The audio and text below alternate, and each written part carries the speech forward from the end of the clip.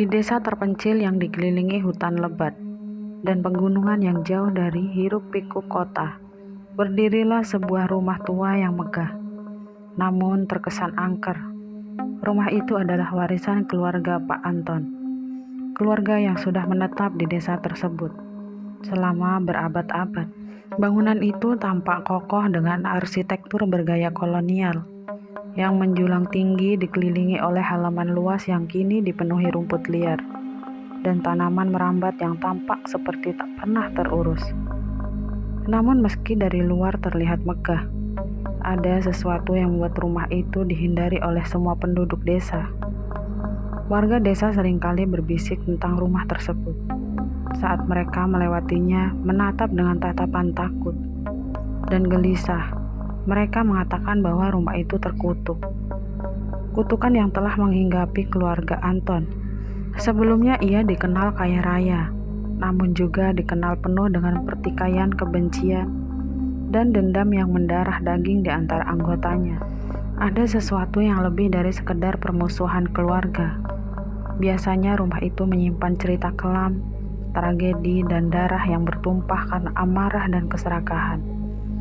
Rumor yang beredar di antara warga menyebutkan bahwa setiap kali ada pertikaian besar di dalam keluarga Anton, sesuatu yang mengerikan akan terjadi. Beberapa warga bercerita bahwa mereka sering melihat bayangan-bayangan gelap berkeliaran di sekitar rumah. Saat malam tiba, terkadang dengan suara langkah kaki berat dan bisikan yang mengalir dari dalam rumah, meskipun tak ada seorang pun yang berani mendekat. Setelah matahari terbenam, ada pula yang mengatakan bahwa tanah di sekitar rumah itu terasa dingin dan kering, seolah-olah semua kehidupan di sana telah dihisap oleh sesuatu yang tak terlihat. Keluarga Anton dulunya sangat dihormati di desa. Mereka adalah pemilik tanah terbesar, mengendalikan lahan pertanian dan hutan di sekitarnya.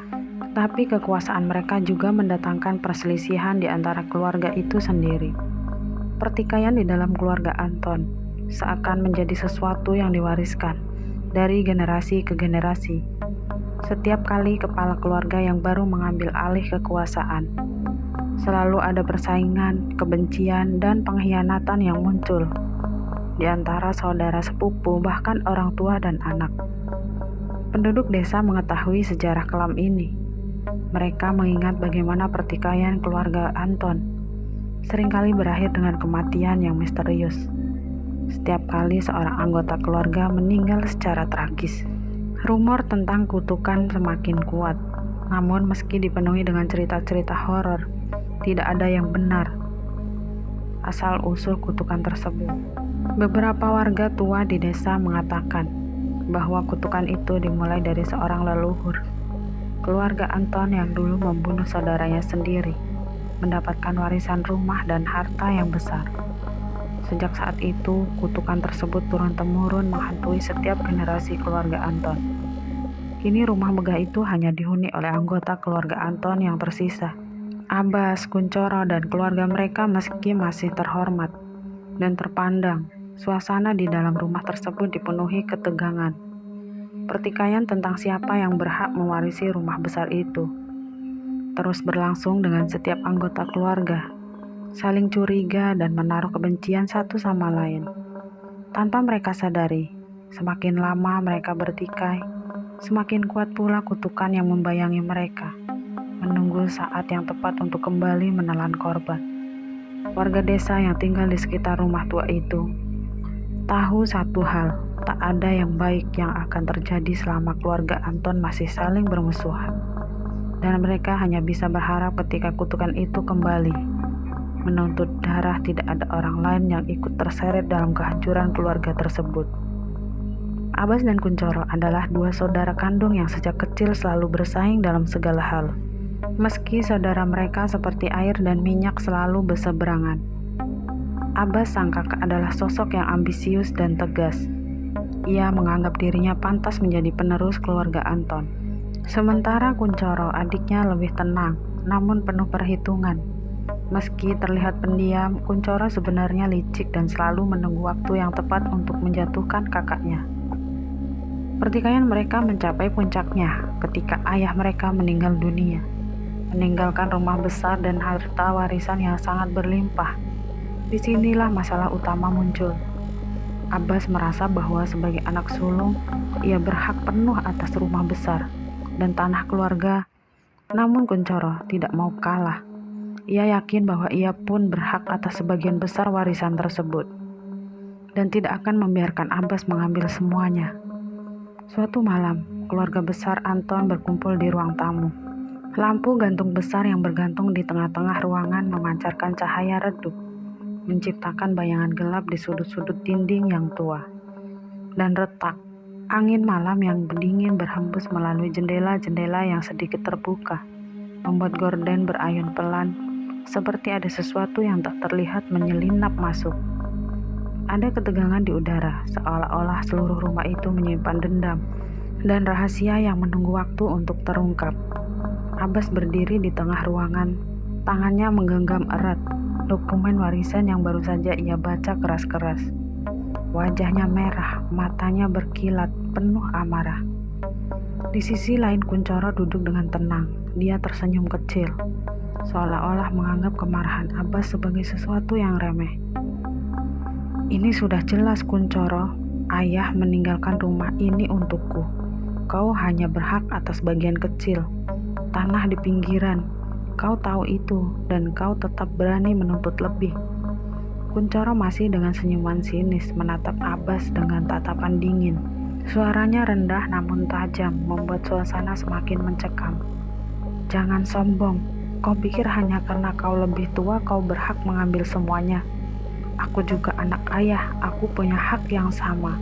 Dan jika kau pikir aku akan melepaskan rumah ini begitu saja, kau salah besar. Suara Kunchoro menggema di ruangan, menambah ketegangan di antara mereka. Anggota keluarga lain yang hadir hanya bisa diam menyaksikan pertengkaran ini dengan rasa cemas. Mereka tahu bahwa ini bukan sekedar masalah warisan. Ini adalah konflik yang sudah lama terpendam, dipenuhi kebencian yang tak pernah terselesaikan. Abbas mendekat, suaranya bergetar penuh emosi. Cukup Kunchoro, kau selalu iri padaku, selalu berusaha merebut apa yang bukan milikmu. Tapi kali ini aku tidak akan membiarkanmu menang. Kunchoro bangkit dari duduknya mendekati Abbas dengan tatapan tajam. Suasana semakin mencekam. Lampu gantung bergoyang sedikit seolah-olah angin tak kasat mata. Mulai berputar di dalam ruangan. Bayangan mereka memanjang di dinding, menciptakan kesan seolah-olah ada sesuatu yang lebih besar, mengintai dari balik kegelapan. Jika kau pikir aku akan mundur, kau salah. Rumah ini adalah milik kita berdua. Dan jika kau terus memaksa, ucap Kunchoro terputus. Kata-kata Kunchoro terpotong ketika Abbas tiba-tiba maju mendorongnya. Dengan keras, dorongan itu begitu kuat hingga Kunchoro terjatuh ke belakang. Kepalanya terbentur keras ke sudut meja. Suara dentuman itu menggema di seluruh ruangan. Semua orang yang menyaksikan terdiam terpaku pada tubuh Kunchoro yang tergeletak di lantai. Tidak bergerak. Waktu terasa berhenti. Darah perlahan-lahan merembes dari bawah kepala Kunchoro, mengalir di lantai rumah tua itu. Wajah Abbas yang penuh dengan amarah tiba-tiba menjadi pucat. Dia terengah-engah, matanya terbelalak melihat apa yang baru saja terjadi. Kunchoro, Abbas berbisik. Tidak ada jawaban Kunchoro. Tetap diam, matanya terbuka lebar, memandang kosong ke langit-langit. Darah terus mengalir meresap ke dalam kayu, seolah-olah lantai itu haus akan darah. Tiba-tiba terdengar suara derit dari lantai atas, seperti langkah kaki berat yang perlahan mendekat. Semua orang yang ada di ruangan itu menoleh ke atas. Wajah mereka dipenuhi ketakutan, tapi tak ada siapapun yang berani bergerak. Suara langkah kaki itu semakin mendekat, semakin keras. Lantai kayu berdiri di bawahnya, seolah-olah seorang tak terlihat sedang berjalan di sepanjang lorong di lantai atas. Siapa itu? Ucap Abbas. Tidak ada yang menjawab. Angin malam bertiup lebih kencang. Gorden berayun liar. Lampu gantung di atas kepala mereka tiba-tiba padam, menyelimuti ruangan dalam kegelapan. Hanya sisa-sisa cahaya bulan yang menembus jendela, menciptakan bayangan yang semakin mencekam di lantai dan dinding. Lalu di sudut ruangan sebuah suara berbisik samar, namun dingin, seolah-olah datang dari dasar bumi. Darah telah tumpah, kutukan dimulai. Tiba-tiba terdengar suara misterius. Jeritan tertahan terdengar di antara anggota keluarga. Dan dalam kegelapan itu, Abbas merasa ada sesuatu atau seseorang yang mengawasinya dari balik bayangan. Kutukan itu telah bangkit dan kali ini tidak ada jalan keluar. Malam setelah kematian Kunchoro adalah awal dari sesuatu yang jauh lebih gelap dan mencekam daripada yang biasa dibayangkan oleh siapapun. Di rumah besar itu, tubuh Kunchoro yang terbaring dingin di ruang tamu membuat seluruh rumah terasa seperti mati. Suasana hening dan udara di dalam rumah semakin terasa berat, seolah-olah setiap sudutnya menyimpan rahasia yang kelam. Setelah pemakaman Kunchoro, hal-hal aneh mulai terjadi pada awalnya. Kejadian itu terasa kecil dan bisa dijelaskan oleh logika. Lantai kayu yang berderit di malam hari, meskipun tidak ada seseorang pun yang berjalan di atasnya. Pintu yang perlahan terbuka dan tertutup sendiri. Namun semakin hari kejadian-kejadian itu semakin tak bisa diabaikan. Setiap malam terdengar bisikan kamar yang terdengar seperti nama Kunchoro. Berulang-ulang menelusup di telinga setiap orang yang tinggal di rumah itu. Bisikan itu semakin nyata, seolah-olah seseorang sedang berbisik tepat di belakang mereka. Tetapi saat mereka berbalik, tidak ada siapapun di sana. Suatu malam, Anjani, istri Abbas yang sedang tertidur di kamarnya, terbangun oleh suara tawa kecil. Tawa itu terdengar aneh seperti tawa seseorang anak yang sedang bermain-main, namun penuh dengan sesuatu yang tidak wajar. Ketika ia membuka mata, ia melihat sosok bayangan hitam berdiri di sudut kamar, tepat di sebelah cermin besar. Cermin itu tiba-tiba retak dengan suara keras, membuat Anjani berteriak ketakutan. Ia melompat dari tempat tidur dan berlari keluar kamar. Namun saat ia kembali bersama Abbas, sosok itu sudah hilang yang tertinggal. Hanyalah cermin yang retak dan hawa dingin yang menyeruak dari kamar. Kejadian itu hanyalah awal dari mimpi buruk yang perlahan menelan rumah besar itu. Cermin-cermin di seluruh rumah mulai retak, satu persatu tanpa sebab yang tak jelas. Setiap kali salah satu cermin retak, bayangan hitam akan muncul di sudut ruangan, menatap anggota keluarga dengan tatapan kosong dan dingin. Bayangan itu tidak bergerak, hanya berdiri di sana, mengawasi dengan intensitas yang menakutkan. Namun ketika seseorang mencoba mendekati bayangan itu, ia menghilang dalam sekejap, meninggalkan hawa dingin yang menusuk tulang. Pembantu rumah tangga yang tinggal di rumah itu mulai ketakutan. Salah satu dari mereka, Ibu Sri, yang sudah bekerja selama puluhan tahun untuk keluarga Anton, mulai merasa ada sesuatu yang tidak beres. Setiap kali ia membersihkan ruang tamu tempat Kunchoro tewas, ia mendengar suara langkah kaki berat di belakangnya. Tapi setiap kali ia menoleh, tidak ada siapapun di sana. Hanya ada dinding-dinding tua yang tampak menyimpan bayangan gelap yang terus bergerak-gerak, seolah-olah rumah itu hidup. Suatu malam, Bu Sri tidak bisa lagi menahan ketakutannya. Ia memutuskan untuk meninggalkan rumah itu. Malam itu sekitar pukul 3. Dia diam-diam mengemasi barang-barangnya. Namun saat ia hendak membuka pintu depan, ia merasa sesuatu yang aneh. Udara tiba-tiba menjadi sangat dingin, dan tangannya yang menggemetar kesulitan untuk memutar pintu. Tiba-tiba dari belakangnya terdengar suara bisikan.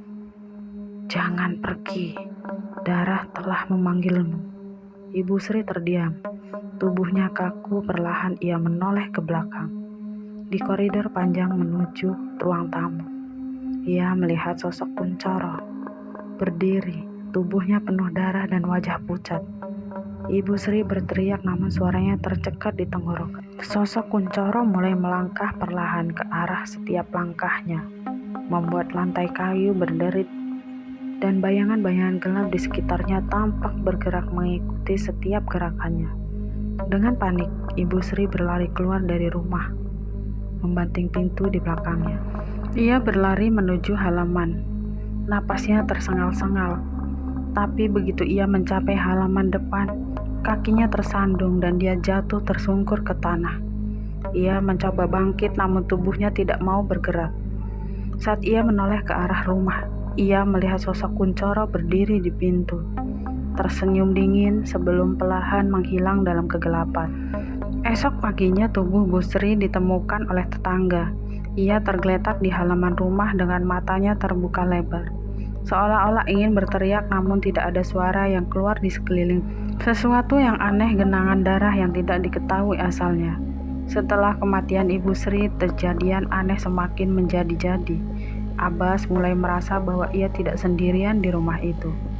Bahkan ketika ia sedang duduk sendirian di ruang makan, bayangan Kuncoro terus muncul di sudut-sudut matanya dan setiap kali ia melihatnya, lantai di bawahnya terasa seperti meresap darah. Semua anggota keluarga mulai mengalami mimpi buruk yang sama. Kuncoro datang kegelapan menuntut balas atas darah yang telah bertumpah. Kutukan itu telah bangkit dan kini tidak ada seseorang yang bisa lolos dari jeratannya. Rumah besar keluarga Anton yang dulu megah dan berwibawa kini telah menjadi perangkap hidup yang dipenuhi kebencian, dendam, dan darah yang tak pernah berhenti menetes. Sejak kematian Kuncoro, rumah tua keluarga Anton berubah menjadi penjara. Teror yang tak terucap. Setiap malam ketika langit menghitam dan suasana desa sunyi, sesuatu di dalam rumah itu mulai bergerak hidup. Sosok Kuncoro dengan wajah pucat dan penuh dendam mulai menghantui setiap ruangan, menjebak keluarga yang tersisa dalam kutukan yang mengerikan. Malam itu, Sandra, putri sulung, sedang tidur lelap di kamarnya. Lampu kamar sudah lama dipadamkan, hanya cahaya bulan yang menerobos masuk dari jendela, memberikan sedikit penerangan. Namun di tengah tidurnya, dia terbangun oleh suara yang aneh. Langkah kaki berat perlahan mendekat. Suara itu terdengar dari lorong luar kamarnya. Semakin lama semakin mendekat. Sandra membuka matanya perlahan, jantungnya berdegup kencang. Siapa? Siapa itu? Sandra berbisik ketakutan, tidak ada jawaban. Suara langkah kaki berhenti di depan pintu kamarnya. Dia menatap pintu dengan napas tertahan. Tiba-tiba gagang pintu berderit bergerak. Perlahan seperti ada seseorang yang hendak masuk. Pintu itu terbuka sedikit dan dari celah kecil, Sandra melihat sepasang mata gelap yang penuh kebencian, menatapnya dari kegelapan. Tubuhnya membeku. Sandra memutar tubuhnya dengan cepat, menyembunyikan kepalanya di balik selimut, berharap apapun itu akan pergi. Tiba-tiba muncul Kuncoro di depannya, tidak lagi sebagai bayangan samar, tetapi wujudnya nyata. Dengan wajah yang hancur, kulitnya sobek, dan darah mengalir dari kepalanya yang remuk. Tubuhnya Kuncoro yang dulu kekar kini terlihat seperti mayat hidup, penuh luka dan aroma kematian. Kuncoro perlahan mendekat dan setiap langkahnya meninggalkan jejak darah yang terus mengalir. Abbas mundur merasakan kakinya lemah dan tak mampu lagi menopang tubuhnya. Kuncoro, aku minta maaf. Aku tidak sengaja, teriak Abbas dengan suara yang pecah oleh ketakutan. Namun Kuncoro tidak mendengar, tatapannya kosong, penuh kebencian. Abbas mencoba melarikan diri, tapi pintu-pintu rumah tertutup dengan sendirinya. Angin dingin tiba-tiba menyapu ruangan. Lilin-lilin padam meninggalkan kegelapan yang mencekam. Bayangan Kuncoro semakin mendekat dan Abbas terjebak di sudut ruangan. Ceritanya menggema di seluruh rumah ketika Kuncoro mengulurkan tangan berdarah, menyentuh wajah Abbas dengan jari-jari dingin yang menyeresap. Ke tulangnya serasa dingin menusuk hingga ke tulang belakang. Abbas merasa jiwanya diambil perlahan-lahan. Tubuhnya jatuh dengan suara berdebu. Namun kesunyian yang mengikuti lebih mengerikan daripada teriakannya. Keesokan paginya, Abbas ditemukan tewas di ruang tamu. Matanya terbuka lebar, wajahnya penuh ketakutan, mulutnya ternganga seolah-olah berusaha berteriak, namun tidak ada suara yang keluar di sekelilingnya.